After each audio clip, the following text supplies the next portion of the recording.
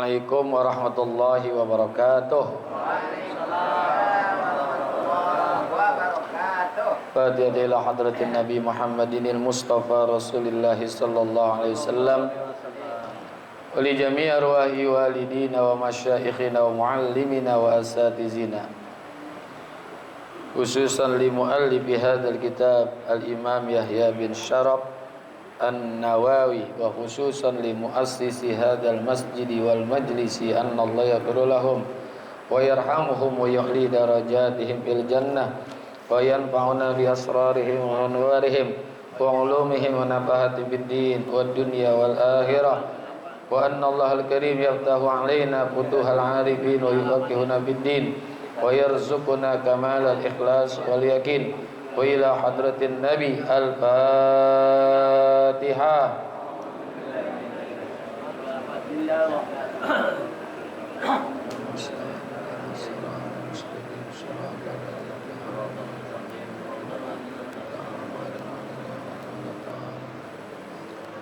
Ya Rabbi bil Mustafa balligh maqasidana wa fir lana ma madha ya wasi'al karami.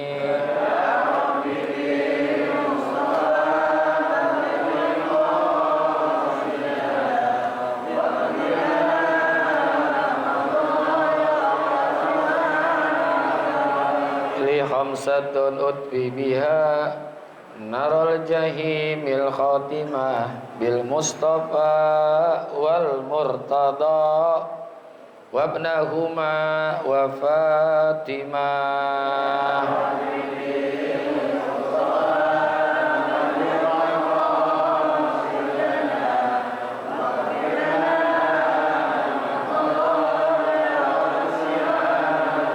Ya Rabbi bil Mustafa balligh ziyaratana fil masjidin nabawi wal masjidil harami.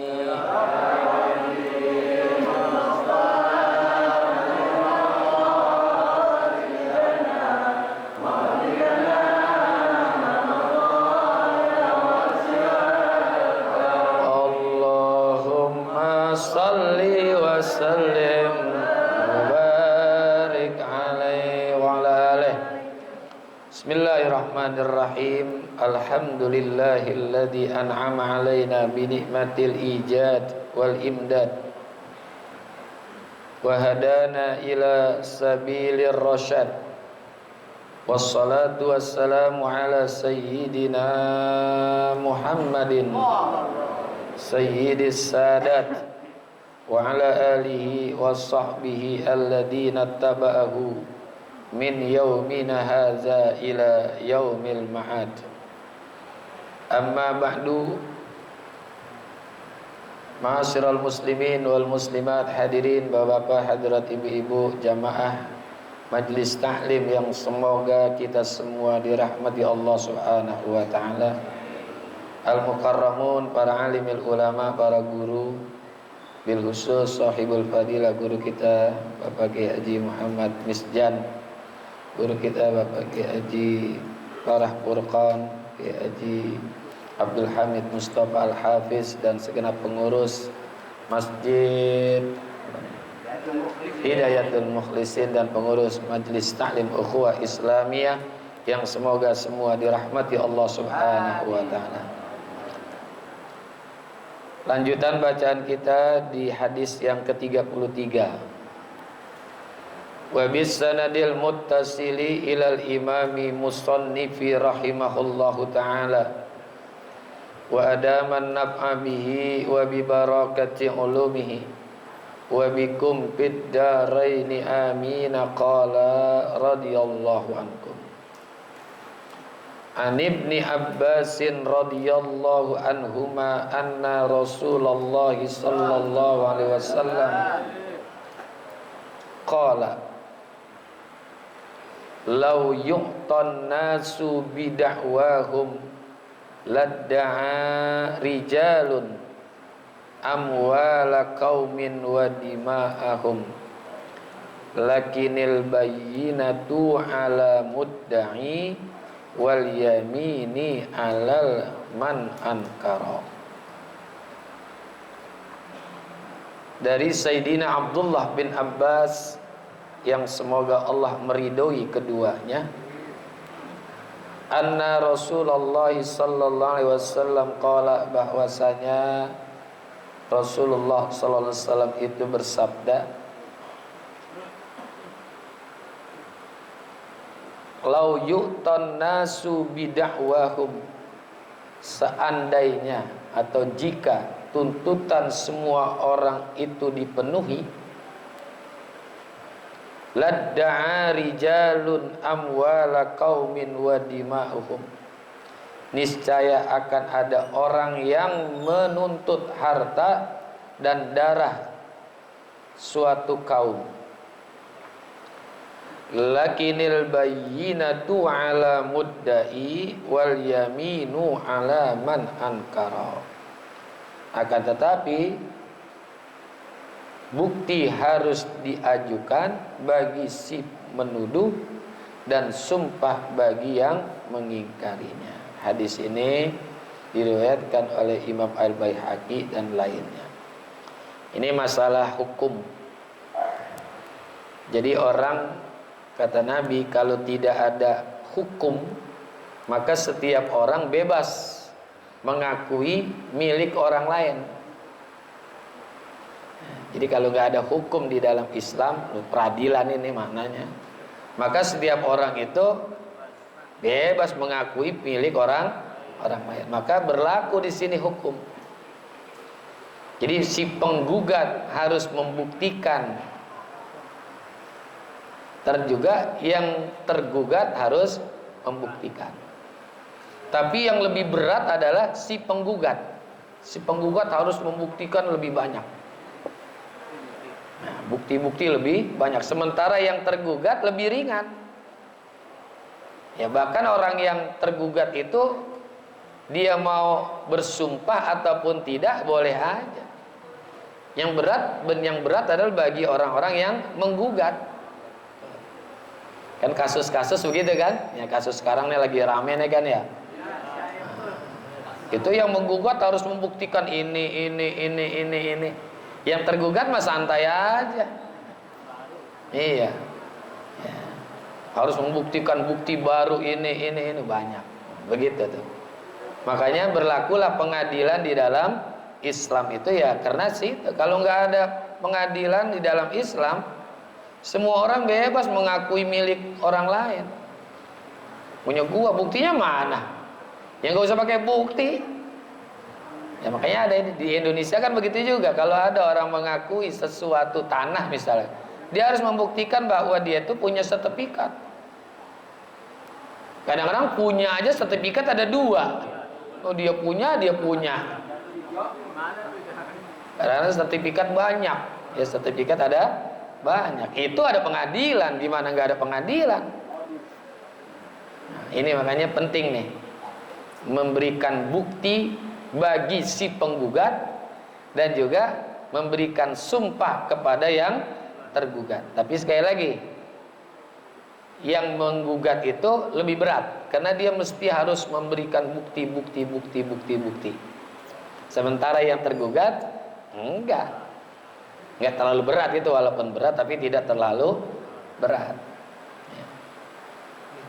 Nah, nanti di situ di tengah-tengahnya ada hakim, pengadil. Dan pengadilnya itu harus adil, dan adil itu tidak mesti sama-sama menang, win-win solution. Apa tuh bahasa kitanya? Win-win solution. Oh, bahasanya saya juga nggak paham itu. Sama-sama menang lah. Enggak.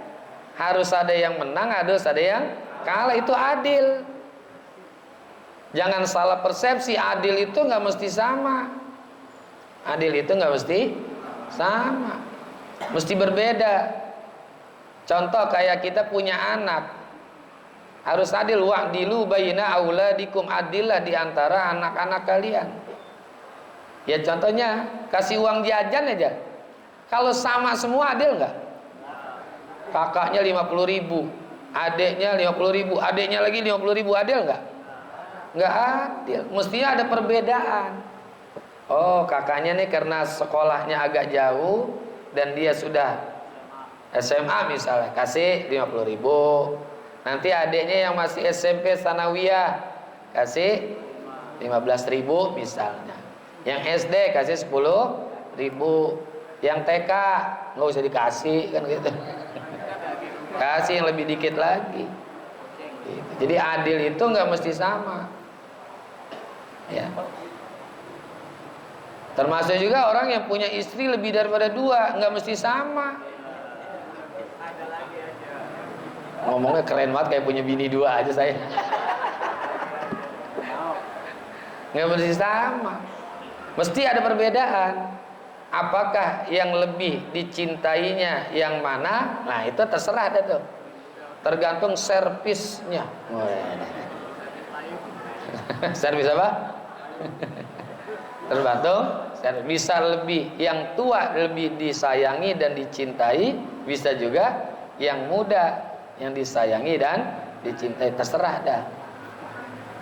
Percuma ngomongan ngaco itu mah. Nah ini pengadil harus adil. Nggak boleh berat sebelah. Yang nggak boleh berat sebelah. Karena ada hadis Rasulullah SAW dari Sayyidina Abu Hurairah radhiyallahu an. Rasulullah sabdakan, man talabal qudaa al muslimina hatta yanalahu summa ghalaba adalahu jawratan falahul jannah wa man ghalaba jawratu adalahu falahun nar. Siapa saja orang yang menginginkan untuk menjadi hakim, dia sekolah dah kuliah di fakultas hukum, kemudian keadilannya mengalahkan kezalimannya, maka baginya surga. Jadi keadilannya bisa mengalahkan kezalimannya, maka hakim itu memperoleh surga. Tapi kalau sebaliknya, waman ghalaba jarahu adalahu falahun nar, maka siapa yang kezalimannya mengalahkan keadilannya, maka baginya neraka. Gara-gara disogok keadilan jadi kalah. Karena menyogok itu zalim. Menyogok itu zalim. Kan hadisnya jelas tuh. Ar-rashi wal murtashi finnar. Orang yang menyogok dan yang disogok neraka. Ternyata menyogok dan disogok itu nggak dosa. Nggak dosa, langsung masuk neraka aja udah gitu. Nggak pakai dosa dia mah, langsung neraka udah. Jadi nggak dosa tuh ya kalau nyogok dan disogok nggak dosa. Tapi langsung masuk neraka. Termasuk yang menyaksikannya juga. Ya, yang menyaksikannya, perantaranya. Ya, perantara sogok menyogok sama. Al-i'anatu ala maksiatun. Membantu orang yang berbuat dosa sama juga berbuat dosa. Nah, sekarang kan ada istilah sogok menyogok tuh. Suap. Nah, disuapin. Makanya kalau disuapin udah gak bisa ngomong, disuapin. Coba di mulut ada makanan bisa ngomong nggak? Nggak ngomong, udah disuap. Ini pengadil ini harus menjadi betul-betul adil. Pengadilan banyak, keadilan sedikit. Di mana? Ya di seluruh tempat, bukan hanya di negeri kita barangkali. Di seluruh tempat itu keadilan kurang, pengadilan banyak. Sehingga seorang pengadil, seorang qadhi, seorang hakim, itu kata Rasulullah, al-qudatu salasatun. Para hakim, para pengadil itu ada 3 golongan. Salasatun. Qadin fil jannah wa qadiyani finnar. Satu hakim masuk surga dan 2 hakim masuk neraka. Jadi Rasulullah sabdakan itu, bahwasanya hakim itu ada 3 golongan. 1 golongan di sorga dan 2 golongan di neraka. Siapa yang masuk sorga? Yang masuk sorga itu arafal haq faqada bihi. Dia mengetahui akan kebenaran dan dia juga memutuskan perkara dengan kebenaran. Itu 1 hakim masuk sorga. Nah, yang 1 fahakama bihilafihi fahuwa finnar. Kalau ada orang hakim itu dia tahu kebenaran tapi dia memutuskan perkara secara zalim, maka di neraka. Jadi Nabi bilang hakim itu ada 3, yang 1 masuk sorga, yang 1 masuk neraka. Kalau sekarang 3-3-nya masuk neraka. Habis 3-3-nya masuk neraka, habis kagak ada yang adil, ya kan? Bahkan dia bisa kongkolingkong tuh hakim dengan hakim. Kan hakim kan ada hakim pembantu apa namanya itu? Karena ada hakim ketua hakim, ada pembantu ya kanan kiri itu. Semuanya kena, semuanya kena sogok.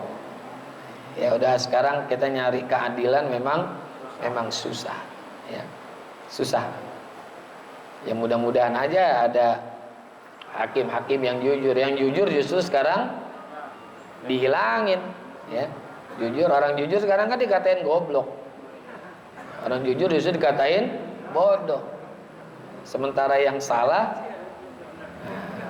ini udah tanda-tanda kiamat. Ya kala ditanda kiamat, ya, tanda kiamat apabila di kebenaran dianggap salah, yang salah dianggap benar. Iza ra'a munkaran ma'rufa wa in kana wa ra'a ma'rufan munkara. Kalau suatu kemungkaran dianggap benar, kebenaran dianggap mungkar. Nah, ini udah min alamatis sa'ah, tanda-tanda kiamat. Istilahnya sekarang namanya tajam ke bawah, tumpul ke atas. Ya, tajam ke bawah, tumpul ke atas. Kalau orang yang punya wewenang, dia punya apa, nah, keadilannya tumpul tuh. Tapi kalau yang di bawah melakukan sesuatu yang salah, tajam, cepet. Yang nyolong kayu sedikit, nah, sementara yang nyolong utan, bukan nyolong kayu lagi, itu nyolong utan, tenang-tenang saja, bah.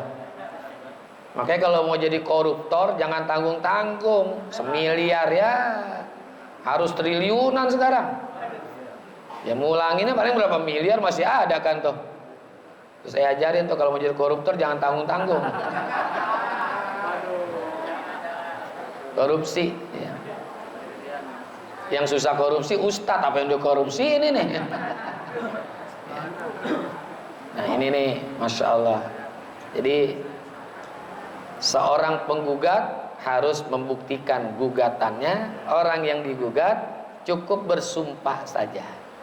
Dia tidak mesti mengeluarkan bukti-bukti terlalu banyak. Harus ada mengeluarkan bukti tapi tidak terlalu banyak. Tanpa ada hal ini, maka setiap orang kayak hukum rimba. Ya, seperti hukum rimba, karena nggak ada hukum. Di hutan kan nggak ada hukum. Siapa yang menang? Ya itu singa. Singa yang menang, sementara yang kecil-kecil kalah. Kenapa? Nggak ada hukum. Di kita juga kalau nggak ada hukum, habis sudah. Ya. Sekarang aja yang ada hukum masih begini, apalagi tanpa ada hukum. Jadi kalau tanpa ada hukum di dunia ini, yang menang ya yang gede-gede mulu, yang kecil-kecil kalah. Makanya ada hukum diatur tuh. Ya. Ada hukum perdata, ada hukum pidana, ya kan? Sekarang kan pengadilan, ada pengadilan agama, pengadilan negeri, pengadilan apa lagi itu? Tipikor, tindak pidana korupsi. Ya tindak pidana korupsi. Hakimnya korupsi juga. Bingung kita jadinya. Nyarinya kemana jadinya nih ya? Bingung. Ini jadi ya harus ada bukti dan juga sumpah. Bukti dibuktikan oleh si penggugat, sementara sumpah dilakukan oleh orang yang tergugat. Orang yang tergugat harus ada bukti-bukti yang konkret, ya, bukti-bukti yang konkret, bukan bukti-bukti palsu. Nanti kalau dia mengeluarkan bukti-bukti palsu, dia kena hukum lagi. Jadi ada namanya istilah apa namanya itu? Hukum berlipat apa itu? Ya, kena hukum ini, kena hukum. Kan ada undang-undang ya, undang-undang nomor sekian. Ya. Ya, hukum yang paling adil ya hukum Islam. Hukum Islam. Dan kelihatannya benar itu belum tentu salah. Yang kelihatannya salah belum tentu benar. Kan pernah Nabi Sulaiman alaihissalam mengadili dua perempuan. Yang perempuan ini anaknya ketukar. Yang satu cakep, yang satu jelek gitu misalnya, ya. Ternyata saling mengakui. Nabi Sulaiman harus memberikan, harus kamu buktikan, mana buktinya kalau ini anak kamu nih. Kata yang satu, udah kalau sekarang tidak ada yang mau kalah. Kata perempuan yang satu tuh, ibu yang satu, udah anaknya bagi dua aja dah. Apa ya, gergaji, potong aja udah. Udah kelihatannya benar kan? Kelihatan benar. Oh hebat kan nih, teganya gitu kan ya. Karena demi keadilan, anak udah potongnya gergaji aja. Yang satu sambil nangis, udah kalau mesti anak ini dipotong, digergaji, ambil aja buat kamu. Ambil aja buat kamu. Ternyata Nabi Sulaiman mengambil keputusan yang begitu sangat adil. Dia tahu nih, ya. Dia tahu, oke. Sekarang saya ambil keputusan, ternyata anak ini adalah anaknya si Pulana. Siapa tuh? Yang menyerahkan. Karena nggak ada seorang ibu itu tega menggergaji anaknya. Ada nggak? Seorang ibu menggergaji anaknya tega nggak? Nah itu yang kagak tega, berarti itu anaknya bener. Dulu kan belum ada tes apa namanya itu DNA. Nah tes DNA-nya itu. Kalau sekarang pakai tes DNA gampang. Ini kan nggak ada. Kalau yang satu udah gergaji aja, bagi dua. Bagi dua aja, saya kepalanya, dia badannya dah. Kata yang satu, ya udah jangan, nggak usah. Kamu ambil aja, ambil. Nah itu diberikan keputusan, yang menyerahkan anak itu adalah ibu sebenarnya. Itu tes DNA pada zaman Nabi Sulaiman. Tuh, adil. Ya, itu hukum kan begitu. Hukum itu begitu. Pernah juga, entah di zaman Bani Israel apa saya baca itu, ada orang punya kuda, yang satu punya sapi. Ada yang mengakui anak sapi ini punya saya, ya, anak sapi ini punya saya. Susah tuh memberikan keputusan benar atau tidaknya. Akhirnya datang malaikat berupai manusia. Sekarang gini aja dah, kalau ada sapi itu ngikutin kuda kamu, berarti itu sapi punya kamu. Ya. Kalau sapi itu ngikutin kamu, ngikutin kuda kamu, berarti sapi itu milik kamu. Kalau yang satu diam aja, udah nggak apa-apa lah. Ya ambil aja kalau memang itu sapi bisa ngikutin kamu. Bener tuh sapi ngikutin kuda. Datang ke pengadilan, kata hakim yang satu, udah ini adalah sapi punya si Fulan karena kudanya ngikutin. Sementara hakim yang satu disogok lagi, yang satu disogok. Saya nggak mau ngambil keputusan. Emang kenapa? Saya lagi head. Bingung dia, kok laki-laki head? Laki-laki head, iya. Kok ada sapi diberanakin sama kuda, gitu kata dia. Berarti kan bukan anaknya, masa anaknya? Ada nggak kuda beranakin sapi? Nggak ada, berarti bukan milik dia. Tuh keadilannya begitu tuh, ya. Saya lagi head, artinya kan sesuatu yang tidak mungkin, masa laki-laki head? Ya nggak mungkin juga kalau sapi itu merupakan anak kuda. Bukan dalam arti ngikutin itu benar, bukan. Gitu, ya. Itu pengadilan di masa lalu, nggak ada tes DNA. Nggak ada tes DNA. Jadi pengadilan ini perlu juga, ya sangat perlu di tanah air kita, khususnya di dunia harus ada pengadilan. Kalau nggak ada pengadilan, ya dunia ini jadi kayak hukum rimba. Yang benar ya terus benar, yang salah terus salah. Wa qala Nabi sallallahu alaihi wasallam wallahu a'lam bissawab.